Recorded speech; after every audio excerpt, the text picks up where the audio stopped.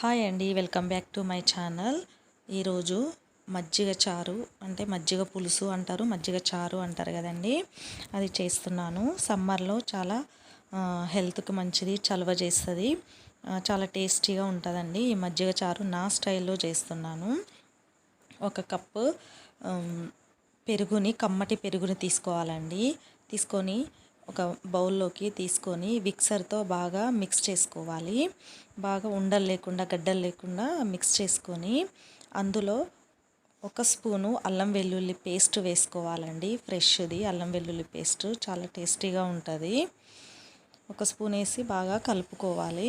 తర్వాత ఒక స్పూను జీలకర్ర పొడి కూడా వేసుకోవాలండి. మజ్జిగ చారులో జీలకర్ర పొడి చాలా టేస్టీగా ఉంటుంది. అలాగే చిన్న చిన్న ఉల్లిపాయ ముక్కలు ఒక కప్పు, మన టేస్ట్కు సరిపడా పచ్చిమిరపకాయ ముక్కలు, తర్వాత కొత్తిమీర, పుదీనా, కరివేపాకు మన టేస్ట్కు తగ్గట్టుగా ఇంతే వేసుకోవాలని ఏం లేదండి. మన టేస్ట్కు తగ్గట్టుగా వేసుకోవాలండి. అలాగే టేస్ట్కు సరిపడా సాల్ట్ను కూడా వేసుకొని బాగా మిక్స్ చేసుకోవాలండి. ఈ సమ్మర్లో మజ్జిగ చారు చాలా బాగుంటుంది కదండి. రెగ్యులర్గా మనం ఇళ్ళల్లో చేసుకుంటూ ఉంటాము. అలాగే స్టవ్ వెలిగించి ఒక ప్యాన్ పెట్టుకొని ఒక స్పూన్ ఆయిల్, జీలకర్ర, ఆవాలు, కొత్తిమీర, కరివేపాకు, రెండు ఎండుమిరపకాయ ముక్కలు చిన్న చిన్న ముక్కలుగా వేసి బాగా ఫ్రై చేసుకోవాలండి.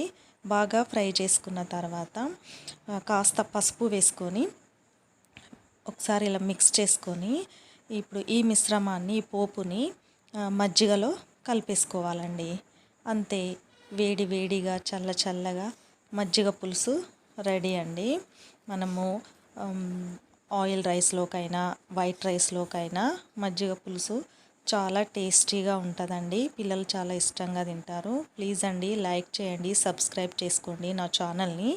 ప్లీజ్ అండి, థ్యాంక్ యూ.